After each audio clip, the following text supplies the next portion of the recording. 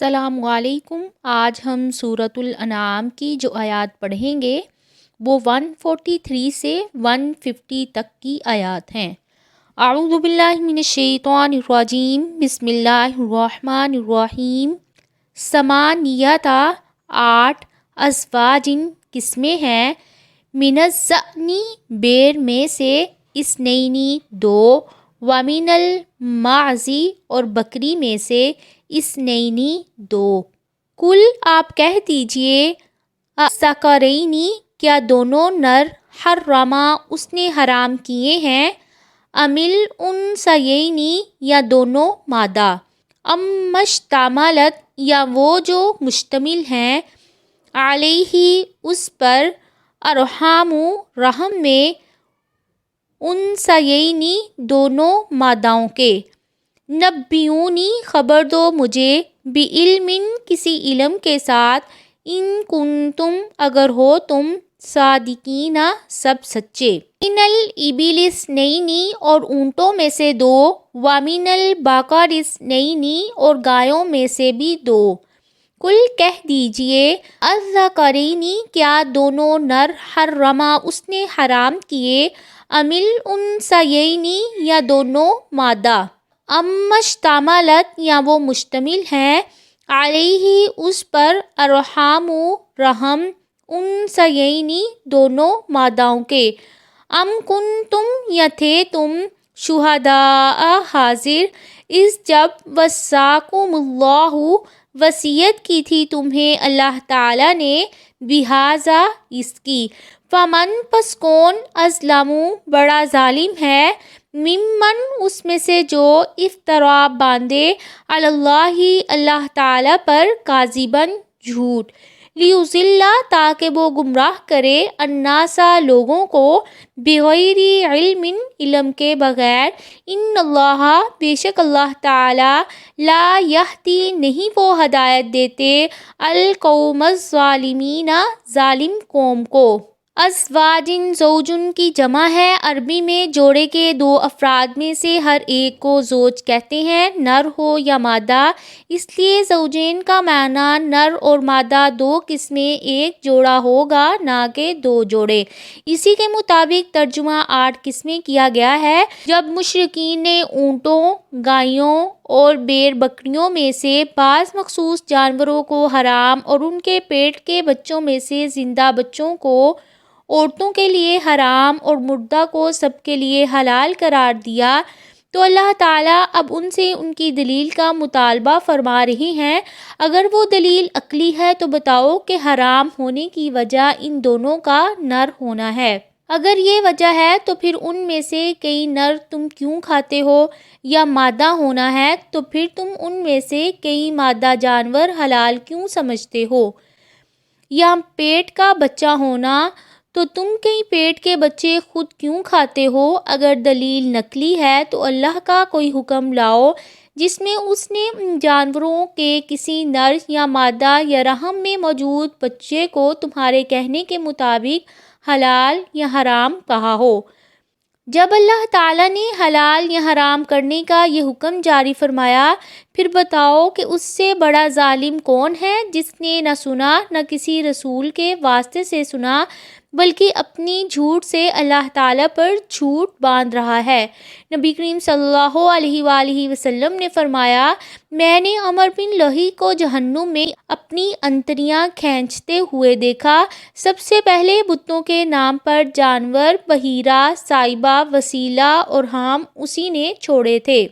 وَمِنَ الْإِبِلِ اثْنَيْنِ وَمِنَ الْبَقَرِ اثْنَيْنِ ہرن بکری کی جنس میں داخل ہے، اور بھینس، نیل گائیں اور جنگلی گدھا یہ گائیں اور بیل کی جنس ہے۔ یہ جانور عرب میں اتنے نہیں ہوتے تھے۔ چوپاؤں کی مشہور 4 قسمیں وہی ہیں جو ان 2 آیات میں بیان کی گئی ہیں۔ کل کہہ دیجئے، لا اجدو نہیں میں پاتا، فیما اس میں جو، اوحیا وحی کی گئی ہے، الیہ میری طرف، محرمن کوئی حرام کیا ہوا، علی طاعم کسی کھانے والے پر، یطعمہ وہ کھائے اسے، الا مگر، ان یکونا یہ کہ وہ ہو، میتۃ مردار، او یا دمن خون مسفوحن بہایا ہوا، او لحما یا گوشت خنزیر سور کا، فَإِنَّهُ پس بے شک وہ رجس ناپاک ہیں، او فسقن یا نافرمانی کا باعث ہیں، احلا نام پکارا گیا ہو، لغیر اللہ غیر اللہ کا، بھی اس پر، فمن اضطر پس جو مجبور کر دیا جائے، غیر باغن نہ سرکشی کرنے والا ہو، ولا عادن اور نہ حد سے تجاوز کرنے والا ہو، فإن پس بے شک ربک آپ کا رب غفور بخشنے والا، رحیم نہایت رحم کرنے والا ہے۔ مردہ سے مراد ہر وہ حلال جانور ہے جو بغیر ذبح کیے طبعی طور پر یا حادثے سے مر جائے۔ اس کی تفصیل کو آپ سورۃ مائدہ کی آیت نمبر 3 میں بھی دیکھ سکتے ہیں۔ یا شرعی طریقے کے خلاف ذبح کیا گیا ہو، مثلاً جان بوجھ کر تیز دھار آلے کی ایک ہی ضرب سے گردن جدا کر دی جائے، یا سخت گرم پانی میں ڈبو کر مار دیا جائے، یا کرنٹ وغیرہ کے ذریعے سے، غرض شرعی ذبیحہ یا شکار کے علاوہ سب مردار اور حرام ہیں۔ خون جو بہایا جائے زندہ کا یا ذبیحہ کا حرام ہے، البتہ جسم کے ساتھ لگا رہ جانے والا خون یا کلیجی اور تلی بہایا ہوا خون نہ ہونے کی وجہ سے حلال ہے۔ خنزیر کا گوشت کہ وہ گندگی ہے، یعنی صحت کے لحاظ سے بے شمار بیماریوں کا باعث ہونے کی وجہ سے وہ حرام ہے۔ اللہ تعالیٰ کا حکم ہے کہ جانور کو اللہ کے نام پر ذبح کیا جائے، اس لیے وہ جانور جس پر ذبح کرتے وقت غیر اللہ کا نام پکارا جائے گا وہ حرام ہے۔ فَمَنِ اضْطُرَّ غَيْرَ بَاغٍ یعنی جو شخص مجبوری کی بنا پر ان حرام چیزوں کو کھا لے، بشرط یہ کہ نہ انہیں حلال سمجھے اور نہ ضرورت سے آگے بڑھے، تو تیرا رب نہایت بخشنے والا رحم کرنے والا ہے۔ اس آیت میں ایک اشکال وارد ہوتا ہے کہ حرام چیزیں تو ان کے علاوہ بھی ہیں، پھر یہ فرمانے کا مطلب کہ میں اپنی طرف کی ہوئی وحی میں ان کے علاوہ کسی کھانے والے پر کوئی چیز حرام نہیں پاتا۔ اس کا جواب سورۃ بقرہ کی آیت نمبر 173 میں گزر چکا ہے۔ خلاصہ یہ ہے کہ دراصل اس زمانے کے مشرکین کے لحاظ سے بات ہو رہی ہے، انہوں نے بحیرہ، سائبہ وغیرہ کو حرام کر رکھا تھا، اور مذکورہ بالا چاروں چیزیں وہ حلال سمجھتے اور کھاتے تھے، اس لیے فرمایا کہ میری وحی میں تو تمہاری حرام کردہ چیزیں حرام نہیں، صرف یہ 4 چیزیں جو تم بے درے کھاتے ہو حرام ہیں۔ وَعَلَى الَّذِينَ اور ان لوگوں پر جو ہادو یہودی بن گئے، حرمنا ہم نے حرام کر دیا،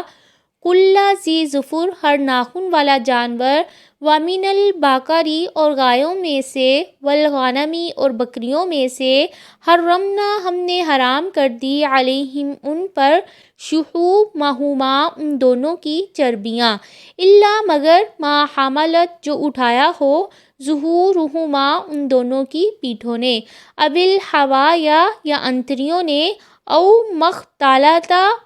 یا جو ملی ہوں، بعظم ہڈی کے ساتھ، ذالک یہ جزیناہم ہم نے سزا دی انہیں، ببغیہم ان کی سرکشی کی وجہ سے، انا اور بے شک ہم، لصادقون یقیناً سب سچے ہیں۔ ہر ناخن والے جانور سے مراد وہ جانور یا پرندہ جن کی انگلیاں پھٹی ہوئی یعنی الگ الگ نہ ہوں، مثلاً اونٹ، شتر مرغ، بطخ وغیرہ۔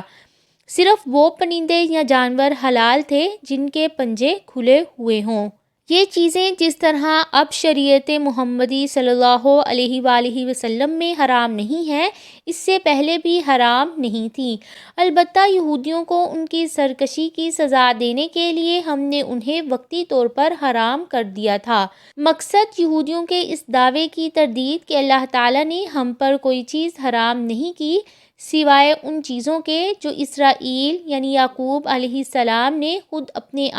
آپ پر حرام کر لی تھیں۔ یہودیوں نے ہیلے سے چربی کی ایک صورت کو حلال کر ہی لیا تھا۔ حضرت جابر رضی اللہ تعالیٰ عنہ فرماتے ہیں، میں نے رسول اللہ صلی اللہ علیہ وسلم سے فتح مکہ کے سال مکہ میں سنا، آپ صلی اللہ علیہ وسلم نے فرمایا، اللہ یہود کو برباد کرے، جب ان کے لیے چربیوں کو حرام کیا گیا تو انہوں نے انہیں پگھلایا اور پھر ان کی قیمت کھا گئے۔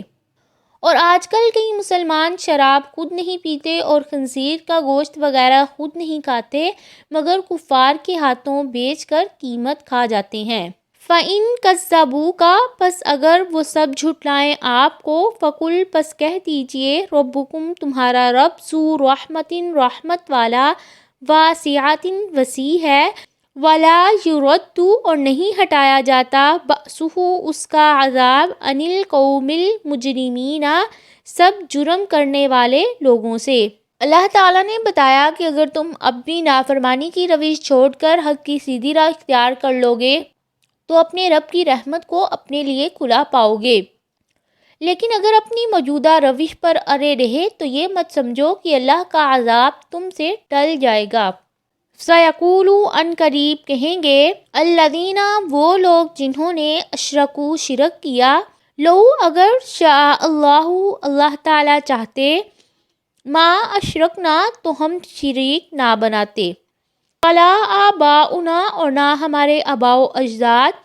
ولا حرمنا اور نہ ہم حرام کرتے، من شیء کوئی چیز، کذالک اسی طرح، کذب جھٹلایا، الذین ان لوگوں نے جو، من قبلہم ان سے پہلے تھے، حتیٰ یہاں تک کہ ذاقوا ان سب نے چکھ لیا، بأسنا ہمارا عذاب، قل کہہ دیجئے، حل کیا، عندکم تمہارے پاس، من علم کوئی علم ہے، فتخرجوہ تو تم سب نکالو اسے، لنا ہمارے لیے، ان تتبعون نہیں ہو تم سب پیروی کرتے، الا الظن مگر گمان کی، وَإِنْ أَنْتُمْ اور نہیں ہو تم، إِلَّا مگر تَخْرُصُونَ سب اٹکل دراتے ہو۔ جب وہ اپنے شرک اور مجرمانہ روش پر قائم رہنے کی دلیل نہیں پاتے تھے تو تقدیر کا سہارا لے کر کہتے تھے کہ ہمارے حق میں خود اللہ تعالیٰ کی مرضی اور ارادہ یہ ہے کہ ہم شرک کریں، اور جو چیز ہم نے حرام ٹھہرائی ہیں انہیں حرام ٹھہرائیں،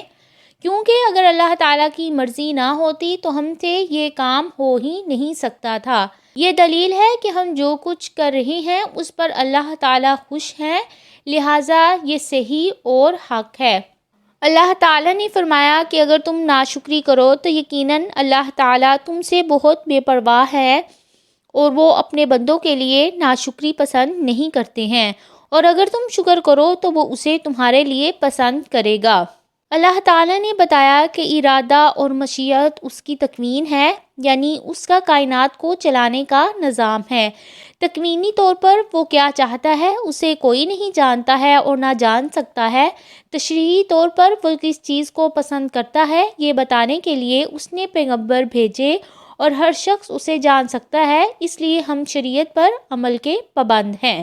کہہ دیجئے، فَلِلَّهِ پس اللہ تعالیٰ ہی کے لیے ہے، الحجۃ البالغہ دلیل کامل ہے، فلو شاء پس اگر وہ چاہتا، لہداکم ضرور ہدایت دیتا تمہیں، اجمعین سب کو۔ کامل دلیل تو اللہ کی ہے جو واقعے کے عین مطابق ہے، اس کی مشیت، ارادہ اور اختیار الگ چیز ہے، اور کسی کام پر راضی اور خوش ہونا الگ چیز ہے۔ اس کی حکمت ہے کہ اس نے تمہیں ہدایت اور گمراہی کا اختیار دے کر آزمایا ہے، اگر وہ چاہتا تو تم سب کو ہدایت دے دیتا، پھر کوئی گمراہ ہو ہی نہیں سکتا تھا، مگر یہ جبر ہوتا جو اس کی حکمت کا تقاضا نہیں ہے۔ کل کہہ دیجئے، ہلما آؤ، شہداءکم اپنے گواہوں کو، الذین جو، یشہدون وہ سب گواہی دیں، ان اللہ بے شک اللہ تعالیٰ نے، حرم حرام کی ہیں، ھذا یہ چیزیں، فإن پس اگر، شاہدوا وہ سب گواہی دیں، لا تشہد تو نہ آپ گواہی دیں، معہم ان کے ساتھ، ولا تتبع اور نہ آپ پیروی کریں، اہواء خواہشات کی، الذین ان لوگوں کی جنہوں نے، کذبوا جھٹلایا، بآیاتنا ہماری آیات کو، والذین اور ان لوگوں کی جو، لا یؤمنون نہیں ہے وہ سب ایمان رکھتے، بالآخرۃ آخرت پر، ہم اور وہ، بربہم اپنے رب کے ساتھ، یعدلون وہ سب برابر ٹھہراتے ہیں۔ اللہ تعالیٰ نے بتایا کہ وہ مخلوق کو رب کے برابر ٹھہرا کر شرک جیسے ظلم عظیم کے مرتکب ہوتے ہیں۔ کسی طرح برابر ٹھہرائیں، حالانکہ رب تعالیٰ کے ساتھ کسی کی برابری ہو ہی نہیں سکتی، نہ ذات میں، نہ صفات میں، نہ علم میں، اور نہ کسی اور چیز میں۔ تو پھر ایسے جاہلوں کی خواہشات کی پیروی آپ صلی اللہ علیہ وآلہ وسلم کیوں اختیار کریں؟ یہ تھیں آج کی آیات جن کو ہم نے پڑھا۔